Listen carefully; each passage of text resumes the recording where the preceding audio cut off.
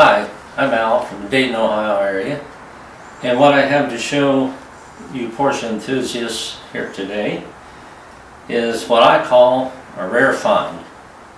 That is, it's a rare find for you, not for me, since I've possessed it for 45 years and I've always known where it was. Right out in my garage, covered up with blankets and tarps and so on.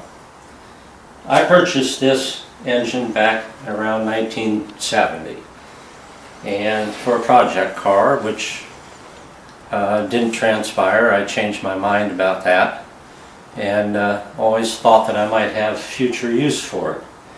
But now that I'm 71 and I purchased it when I was about 26, I've come to the realization that it's probably time to let it move on to somebody who can use it. So you might say, what is it? It's a 911T engine, and the thing in 5-speed transaxle. Now the thing that you may ask is, what's so rare about that is that it's, number one, very complete. The engine, transaxle, drivetrain, and so on, and I'll go through all those items with you. And the other thing is that it has less than 7,000 miles on it. And to top that off, it does run. So I'll go over all of these things on here, point out to show you how complete it is and the outstanding condition that it's in. First off, it's got the alternator, blower, the housing, everything, the original coil. Still says, it has the sticker on it that says Bosch. It even has the original fan belt on it that says Porsche on it, if you can see, and it's in good shape. And like I said, this engine does run, and I'll start it later on and demonstrate that for you. It's got the 3-barrel dual Webers. And of course, whoever gets this needs to go through the carburetors and tune them, and probably put needle valves in them and carburetor kit and so on. It's got the original wiring on it, spark plug wires, the points. When I say that this is mostly complete and original, I mean down to the point of with 3 exceptions. I changed the oil in the filter, the spark plugs, and 2 flexible fuel lines going to the carburetor here from the fuel rail. Other than that, everything on here, the wiring harness, this is wired that goes to the coil. I've got a temporary one on here to start it. It's got all the other wires that go back to the body itself with the plugs on them here. There's one down here too. It still has the original heater blower ducts, flexible ones, which unfortunately I've scraped up moving this around and so on, but they're still on there. Now, the heater boxes on this is something to look at too. You know, typically in this region anyhow, these rust out badly, and you can see they're still shiny metal. Then we've got the 5-speed transaxle. I've never even separated this from the engine. The original starter, the starter works fine. I'll show you when I start it. Then we've got the drive axles, CV joints. I do believe one of these boots has a split from flexing it too far, right around one of these clamps on one end here. Then we've got the rear swing arm. It comes with the disc and the caliper, and the way these were set up, as you probably know, it has internal parking brake drums built into the rotors, and the shoes and everything are still in there. And these do turn.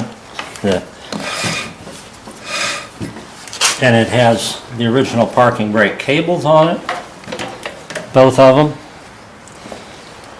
The brake lines all the way up to the T that goes to the car.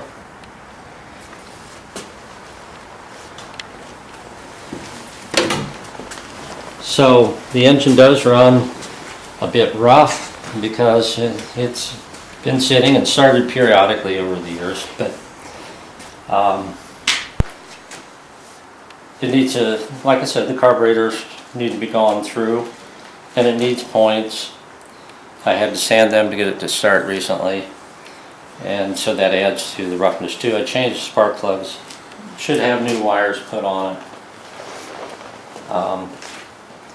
That's about as original and complete as what you would find, and with that kind of mileage on it, it's certainly in nice shape.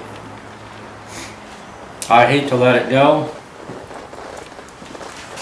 I like to look at it. I like to hear it run. But I'll have to part with it. So we can start it up here for you, and I don't have the muffler for it. I have a muffler from another one. It's not in real good shape, but I don't have the muffler for this.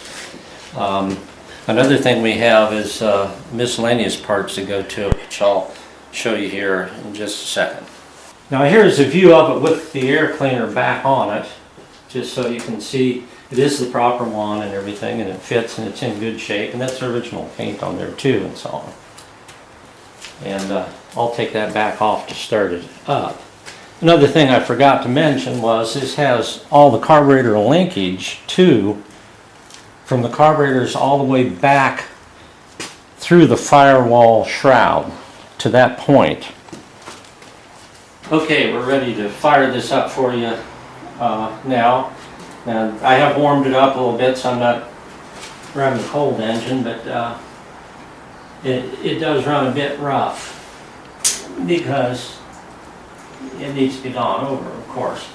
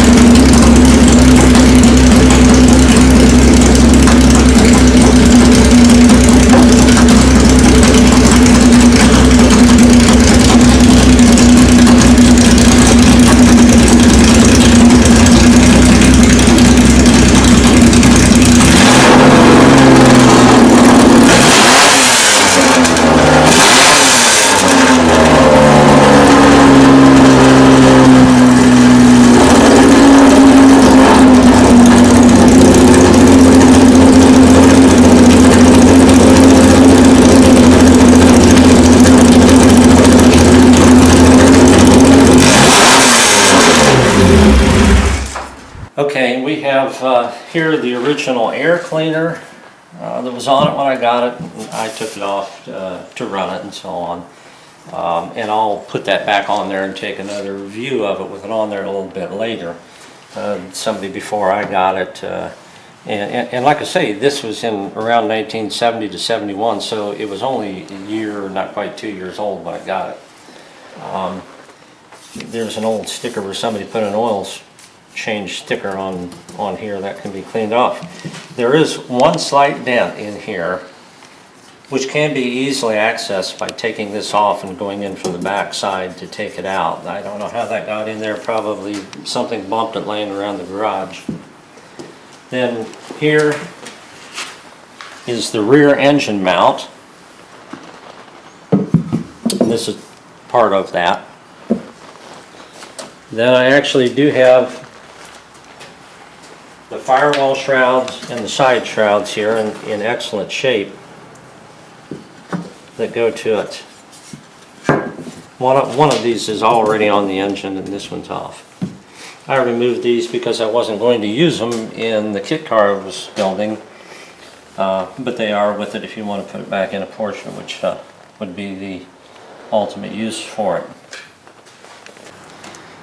One thing I wanted to show you here, and I wanted to mention, was after sitting last several years here, before I started it up, I drained all the oil out, as I mentioned, and then I took the top off the carburetors to make sure that there wasn't a lot of corrosion or anything that needed to be cleaned out there, and they were surprisingly clean inside.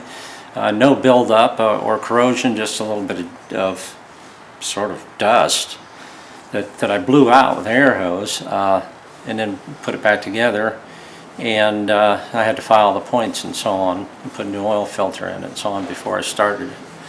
Then took off the pressure sending unit and cranked it over till oil came out there before I ever fired it up. I want to show you the condition of the oil that I took out of there. And as you can see on this stick, it's, you know, it's kind of honey colored or brown, but certainly not black.